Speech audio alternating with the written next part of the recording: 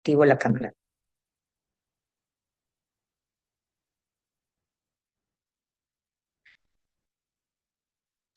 Bien. Muy buenas tardes. La Facultad de Ingeniería en Electricidad y Computación les da la más cordial bienvenida a esta charla FIET. El día de hoy tenemos el tema revisión de algoritmos metaheurísticos en la sintonización de derivados de controladores automáticos clásicos. La charla está a cargo del máster Paul Daza Barzola. Paul Daza es magíster en automatización y control industrial por la ESPOL, con experiencia en investigación, docencia y automatización industrial. Ha trabajado en proyectos como el control de fertilización con energía fotovoltaica y la modelización de señales mioeléctricas para prótesis, y ha publicado artículos científicos en revistas indexadas. Su formación y experiencia lo posicionan como un especialista en automatización, control y algoritmos metaheurísticos aplicados a la agricultura. Tengo el agrado de dar paso al magíster Paul Daza, candidato doctoral FIEC actualmente. Adelante, magíster Daza. Muy buenas tardes. Voy a dar una presentación sobre la revisión de algoritmos metaheurísticos. Esta investigación está basada en el tema doctoral, que es mucho más amplio. Para poder entender de qué se trata este tema, voy a dar una pequeña introducción a cuál es la necesidad por la que se está haciendo esta investigación. Ecuador es un país agrícola, por lo tanto tenemos conocimiento que al menos nuestra zona no está tan tecnificada. Si alguno es familiar o tiene fincas, sabrá que el riego y la aplicación de fertilizantes no se lo hace de una manera técnica, sino que muchas veces se heredan los conocimientos de los padres, de los abuelos. Por ejemplo, la planta no ha crecido mucho, échale un saco de fósforo, de nitrógeno, etcétera. O sin embargo, otras personas cuando hacen el riego lo hacen en la mañana, le dan la vuelta a la finca y listo. Esto nos va a traer problemas. Primero, echar fertilizante de manera indiscriminada no hace que la planta se cure, sino todo lo contrario, se podría enfermar. Las plantas solamente pueden aprovechar un 15% de lo que se les vierte, y si lo hago en exceso, esto va a ir a ríos, va a contaminar suelos, etc. El riego, en cambio, si yo lo hago en horas donde hay demasiado sol, voy a crear algunos microclimas que va a provocar que la planta empiece a enfermar. Dicho esta introducción, lo que queremos en esta investigación es hacer un controlador que sea lo suficientemente exacto que me permita en el riego aplicar los diferentes fertilizantes, ya de una manera técnica y, de ser posible, de una manera rápida y económica.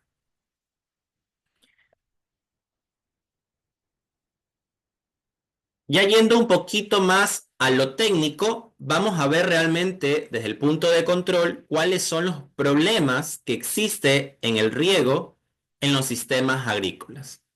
Primero, si nosotros nos damos cuenta, los terrenos en los que trabajamos son por hectáreas. Por lo tanto, esta distancia que existe entre un controlador y de pronto un sensor y la acción de control va a provocar que yo tenga retardos temporales. Mando una orden o una acción y, sin embargo, esta no va a actuar inmediatamente. Por lo tanto, ya tengo mi primer problema, que es un delay, que es conocido como retardos temporales. Lo segundo es que, dependiendo de cómo instalemos los sensores, la longitud de los cables, muchas veces, al menos en este país, no se lo hace de manera técnica, sino es que simplemente se cablea, listo. Puede existir ruido de sensores y, adicional, por la misma estar a la intemperie, va a tener un ruido el sensor. Lo que va a hacer que entre lo que mido y lo que realmente existe hay una diferencia.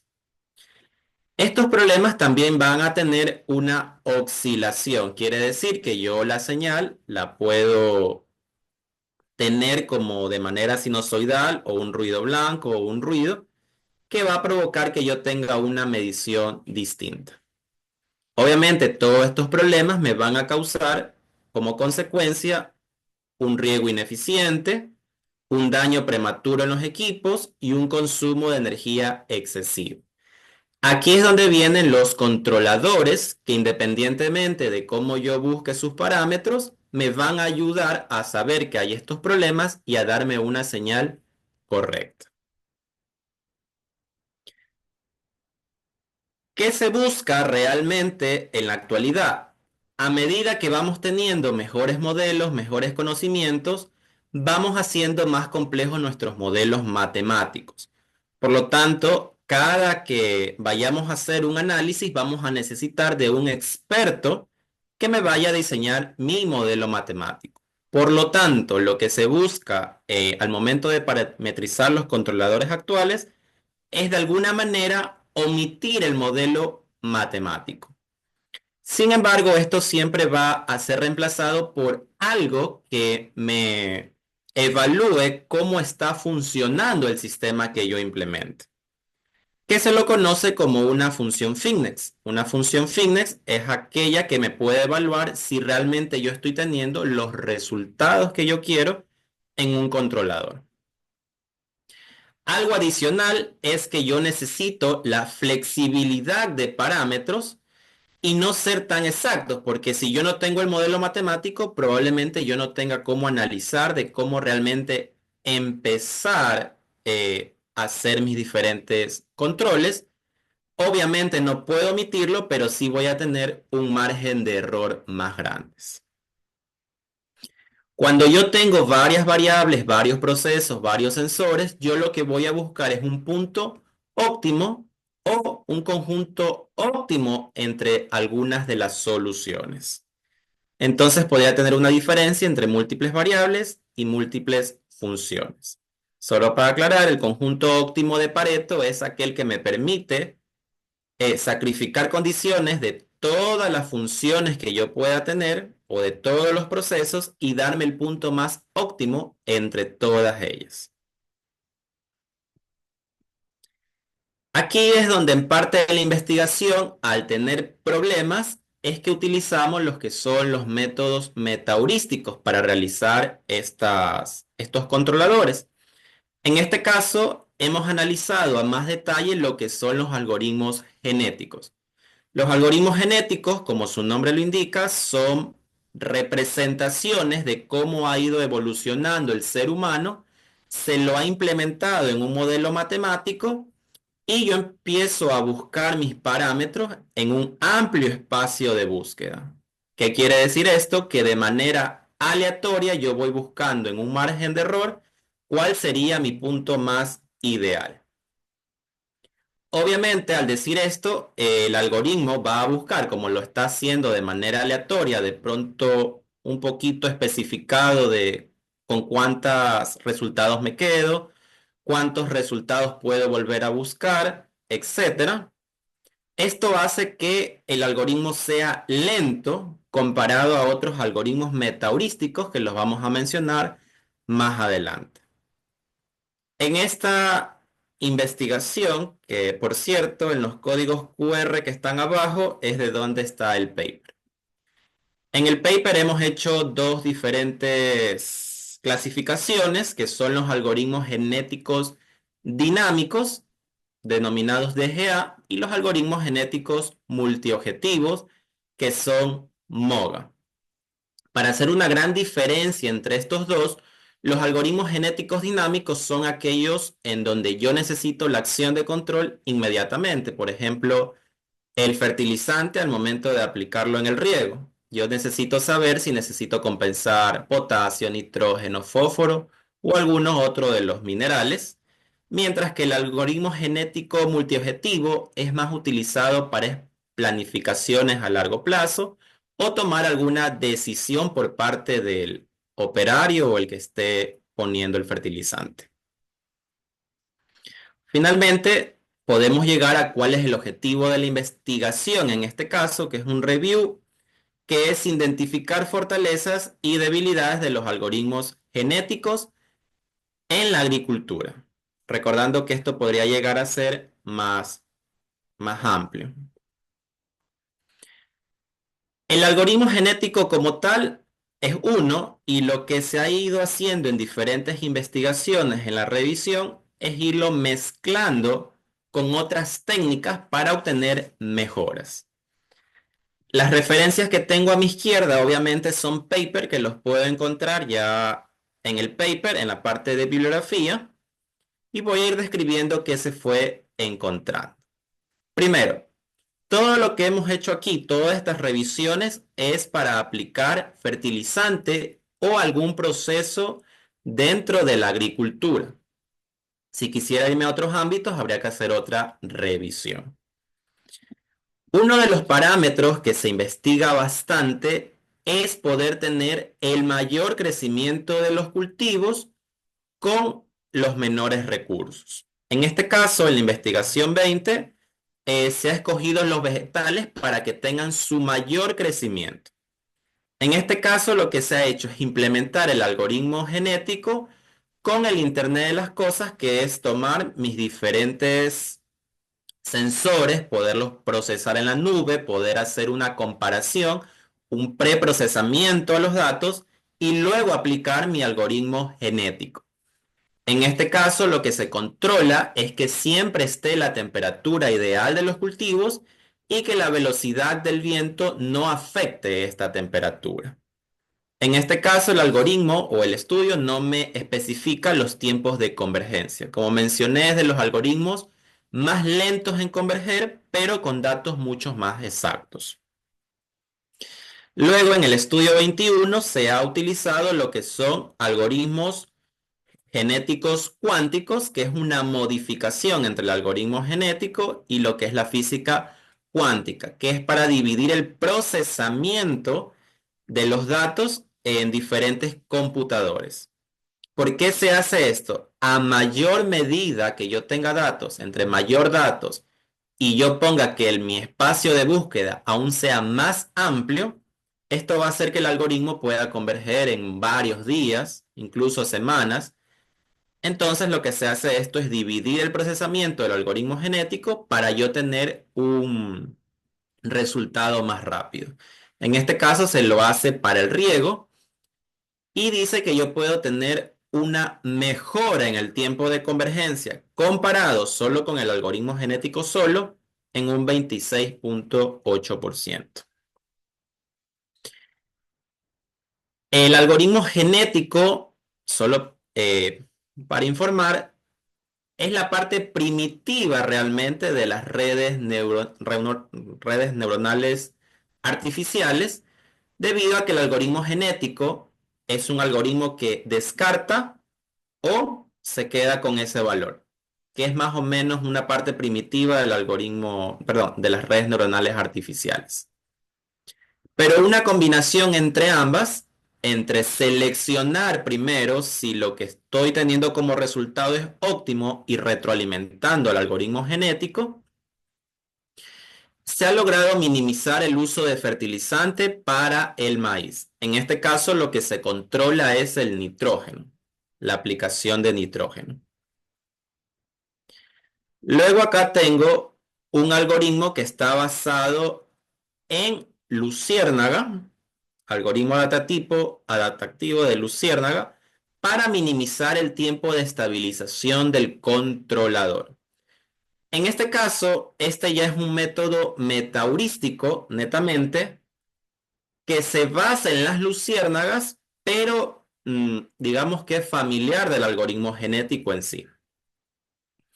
En este caso se lo utiliza para controlar una bomba en el riego, que es los valores de P y D, un controlador clásico. Comparado con el algoritmo genético solito, este logra una mejora un tiempo de convergencia del 22.8%.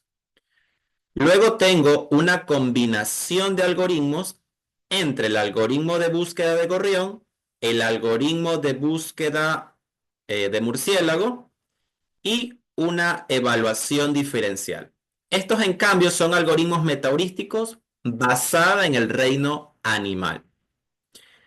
Aquí quiero hacer una diferencia que los algoritmos genéticos, al ser basados en cómo ha ido evolucionando la vida, son algoritmos lentos, pero precisos. En cambio, los de reino animal están basados en la habilidad de ese mismo animal, ¿no? Ya vistos de manera computacional. Asimismo, este controlador se lo hizo para minimizar la dispersión de fertilizantes para un controlador PID. Comparado con el algoritmo genético, mejora en un 33,1%. Acá tenemos diferentes algoritmos que sirven para otros procesos de la agricultura. En este caso vemos algoritmos como un algoritmo dinámico basado en una combinación del reino animal para actualizar rutas de vuelo en la aplicación de fertilizante. En este caso se controla temperaturas, velocidad de tiempo y se lo utiliza para plantas de té. Este es un algoritmo que está basado en el comportamiento de organización de los lobos, el NAS-GWO, y este sirve para minimizar las distancias de vuelo en lo que son procesos agrícolas y poder aplicar un riego de manera más uniforme. Lo mismo, este es otro algoritmo basado en el comportamiento de los lobos para minimizar las distancias de viaje para la aplicación de nitrógeno. Este es un algoritmo genético diferencial que clasifica las élites, que sirve para minimizar los tiempos de giro de un, de un dron, ¿sí? Este le controla los parámetros K y P. Este es un algoritmo mixto de genético para minimizar el uso de combustible en los drones y también le controla lo que es los parámetros P y D. Luego tenemos algunos de los algoritmos importantes, en este caso MOGA, que es algoritmos genéticos de múltiples funciones, que sirve para planificar la aplicación de fertilizantes. En este caso se lo hace para lo que es el maíz y para aplicar el nitrógeno. Acá un MOGA solito, un multiobjetivo de algoritmo genético que sirve para maximizar el crecimiento, minimizar el consumo de energía en los diferentes equipos que yo voy utilizando y minimizar la emisión de gases de efecto invernadero. En este caso, las variables que se controlan es el diésel y el CO2. Aquí vemos otro algoritmo genético multivariable para maximizar el crecimiento, minimizar el consumo de energía y minimizar también los gases. Luego tenemos ya un algoritmo de ordenamiento no dominado, ya es un algoritmo un poquito más complejo que el MOGA para la minimización de los costos de insumos agrícolas, minimización del uso de agua y minimización del consumo de fertilizantes. Se lo utiliza para controlar riego y fertilización a la vez. Una diferencia que hay es que los algoritmos genéticos multiobjetivos se los utiliza obviamente para tener varias variables, mientras que los específicos se los utiliza para una sola variable. Luego podemos seguir viendo diferentes combinaciones. Por ejemplo, el algoritmo incremental, el algoritmo de redes neuronales, el algoritmo basado en costos computacionales, evolución del algoritmo genético evolutivo como una versión 3 para el control de nitrógeno, potasio, magnesio.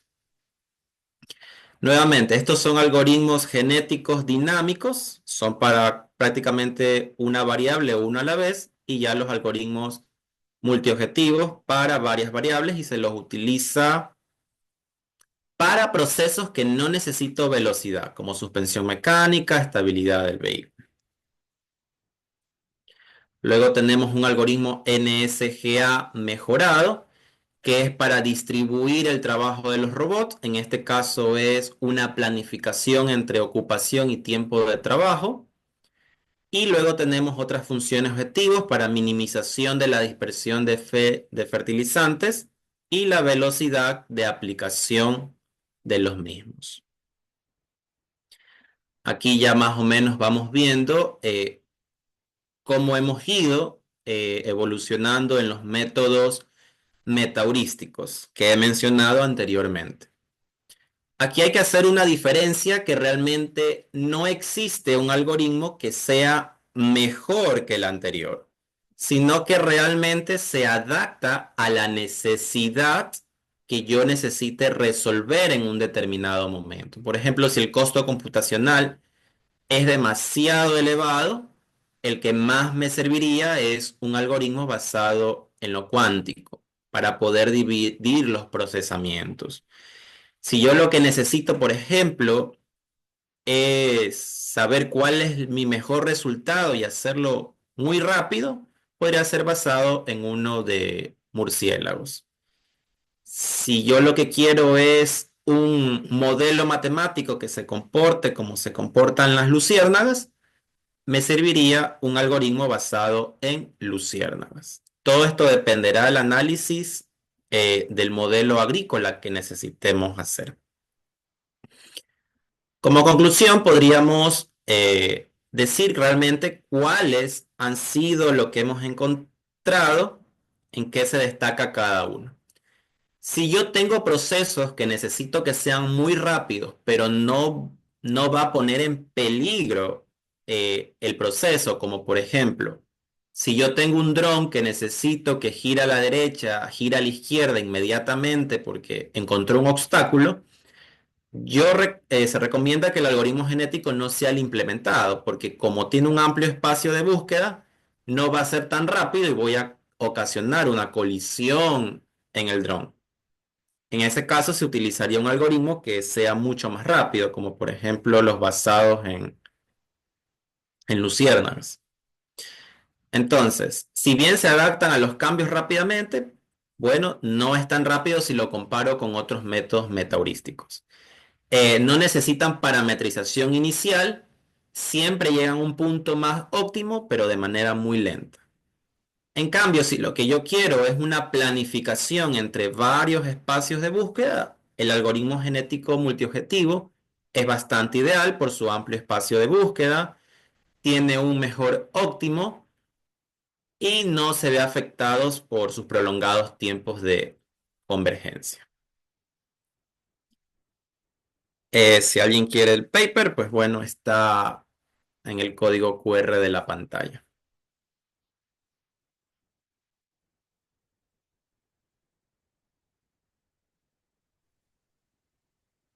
Muchísimas gracias, Máster Paul Daza. A continuación, pasamos a las preguntas. Podría colocarse también.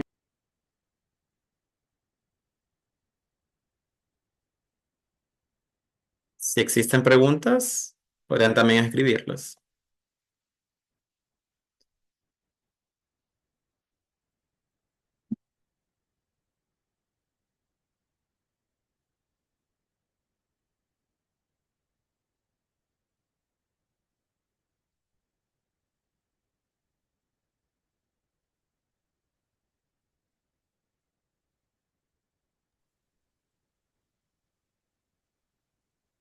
Bien, si no tenemos preguntas, recordemos que la charla FIET estará disponible en sitio web de FIET. A continuación, si no hay preguntas, doy paso al departamento técnico para la toma de una fotografía. Muy buenas tardes con todos. Hacemos la cordial invitación de activar sus cámaras para realizar la captura de pantalla de la charla siguiente del día de hoy. Agradecemos al máster Paul Daza por su presentación.